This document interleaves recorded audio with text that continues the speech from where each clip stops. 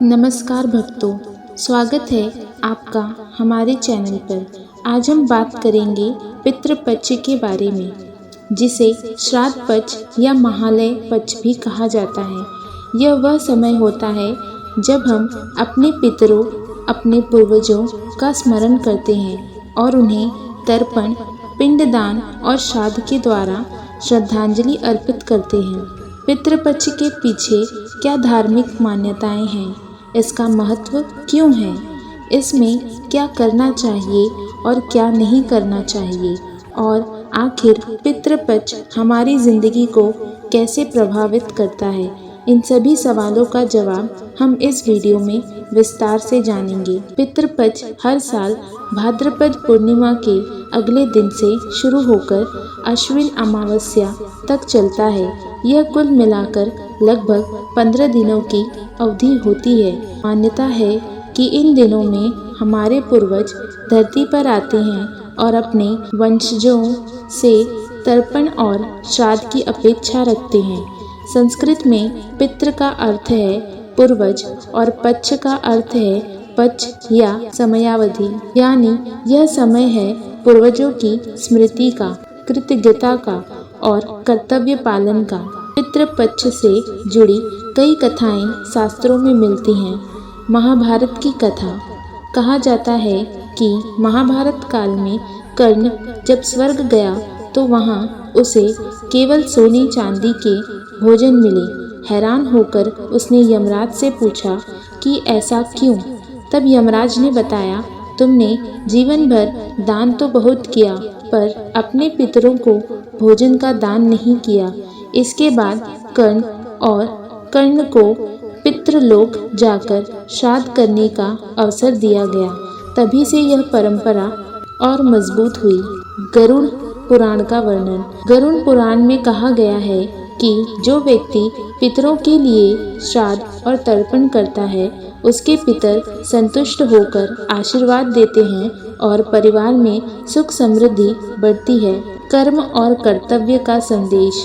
पितृपक्ष केवल धार्मिक अनुष्ठान नहीं है, बल्कि यह हमें यह याद दिलाता है कि जो लोग हमारे लिए जीवन भर त्याग करते रहे, उन्हें स्मरण करना और उनके प्रति कृतज्ञता दिखाना हमारी जिम्मेदारी है।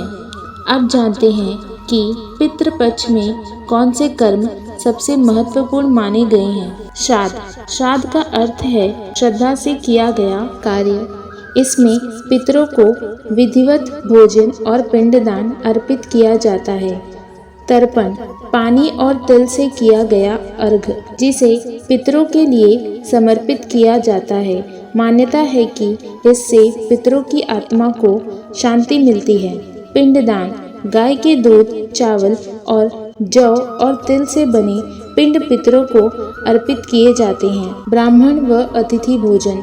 श्राद्ध के दिन ब्राह्मणों या जरूरतमंदों को भोजन कराना और दान देना सबसे पुण्यकारी माना जाता है। दान पुण्य। अन्य, वस्त्र, गोदान, जलदान आदि का विशेष महत्व है। पितृपक्ष में कुछ कार्य वर्जित माने गए हैं। नए कपड़े या गहनों की खरीदारी से बचें।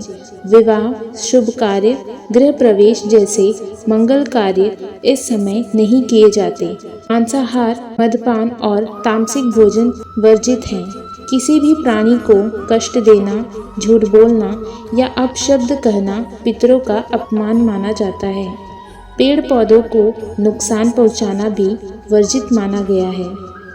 आज के समय में कई लोग श्राद्ध और तर्पण को केवल अंधविश्वास मानते हैं, लेकिन यदि गहराई से देखें तो इसका भावार्थ बहुत गहरा है। श्राद्ध का असली अर्थ है श्रद्धा और कृतज्ञता। आज के दौर में हम पितरों का स्मरण अगर पर्यावरण की रक्षा करके, दान देकर, गरीबों की मदद करके या पेड़ लगाकर भी करें तो यह भी पितृपक्ष की भावना का ही पालन है। इससे समाज और अगली पीढ़ियां भी लाभान्वित होती हैं। ज्योतिषी शास्त्र के अनुसार यदि कुंडली में पितृदोष है तो जीवन में बाधाएं और कष्ट आते हैं। पितृदोष निवारण के लिए पितृपक्ष में श्राद्ध, तर्पण और दान करना अत्यंत आवश्यक माना गया है।